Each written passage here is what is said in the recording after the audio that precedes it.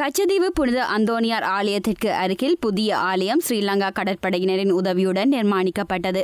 ஆலய நிர்மாண பணிகள் நிறைவடைந்த நிலையில் கடந்த 7ஆம் தேதி புதிய ஆலய திறப்பு விழா இடம்பெறவிருந்தது.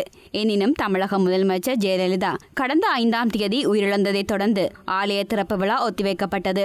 இந்நிலையிலேயே இன்று யாழ் மறைமாவட்ட ஆயர் ஜஸ்டின் ஞானப்பிரகாசம் அடிகளாரின் தலைமையில் திருப்பலி ஒப்புக் கொடுக்கப்பட்டு ஆசிர்வதிக்கப்பட்டு ஆலயம் திறந்து வைக்கப்பட்டுள்ளது.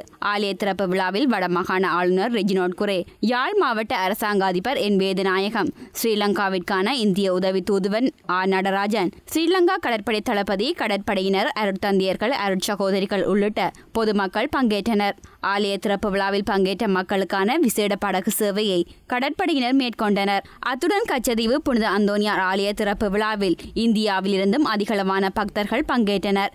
இதேவேளை எதிர்வரும் 2017ஆம் ஆண்டு மார்ச் மாதம் நடைபெறவுள்ள கச்சதீவு புனித அந்தோனியார் ஆலய திருவிழாவில் இந்தியா மற்றும் இலங்கையைச் சேர்ந்த பக்தர்கள் பலர் கலந்து கொள்வார்கள் என ஸ்ரீலங்காவிற்கான இந்திய உதவி தூதுவர் நடராஜன் தெரிவித்தார். புனித அந்தோனியார் இந்த ஆண்டு விழா நடக்கும் பொழுது யாழ்ப்பாணத்தின் பிஷப் அவர்கள் இலங்கை கடற்படைக்கு ஒரு வேண்டுகோள் விடுத்திருந்தார். அதாவது இங்கே இருக்கும் பழைய வேதாலயத்தை புதுப்பிக்க முடியுமா அல்லது மற்றொரு புது கட்டிடம் ஆலயம் கட்ட முடியுமா என்று வேண்டுகோளுக்கு இணங்க இலங்கை கடற்படை ஒரு அற்புதமான புனித அந்தோனியார் தேவாலயத்தை இங்கே உருவாக்கி இருக்கின்றது. இந்த தேவாலயம் மிகவும் அழகாக இருக்கின்றது. அதற்கு இலங்கை கடற்படைக்கு முதலாவதாக நன்றி தெரிவித்துக் கொள்வதுடன் மட்டுமல்லாமல் இந்த திறப்பு விழாவுக்கு இன்று டிசம்பர் மாதம் 23ஆம் தேதி யாழ்ப்பாணத்தில் இருந்தும் பக்தர்கள் இங்கே வந்திருக்கின்றார்கள்.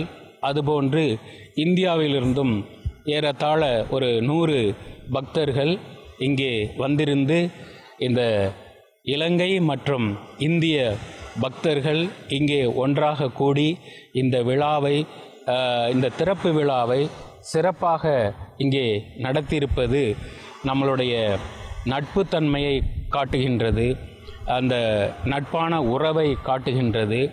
அதுபோன்று இன்று சுமார் 100 பக்தர்கள் இந்தியாவிலிருந்து வந்திருந்தாலும் வருகின்ற மார்ச் மாதம் இங்கே அந்த புனித அந்தோனியாரின் ஆண்டு விழா நடக்கும் என்று தெரிய வருகின்றது. அந்த நேரத்தில் சென்ற வருடத்தைப் போல அதாவது கடந்து முடிந்த விழாவைப் போல இந்த வருடம் என்றால் மார்ச் மாதம் அந்த சமயத்தில் ஆண்டு விழாவிற்காக ஏராளமான பக்தர்கள் இந்தியாவிலிருந்தும் வருவார்கள் என்று எதிர்பார்க்கப்படுகின்றது.